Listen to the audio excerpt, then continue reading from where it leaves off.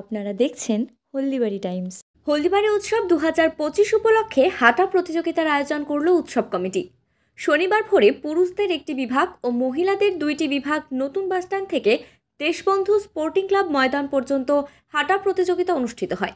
জানা যায়, হলদিবাড়ি উৎসবের অঙ্গ হিসেবে এই হাঁটা প্রতিযোগিতা এদিন পুরুষদের বিভাগে 18 জন প্রতিযোগী অংশগ্রহণ করে। অন্যদিকে মহিলাদের 40 ঊর্ধ্ব বিভাগে 13 জন প্রতিযোগী অংশগ্রহণ করে ও অনূর্ধ্ব 40 বিভাগে 23 জন প্রতিযোগী অংশগ্রহণ করে।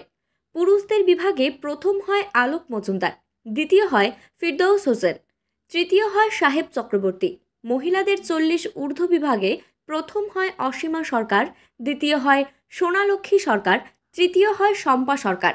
মহিলাদের অনূর্ধ্ব 40 বিভাগে প্রথম হয় সুরভি বর্মন, দ্বিতীয় হয় গীতা দাস ও তৃতীয় হয় পূজা চন্দ।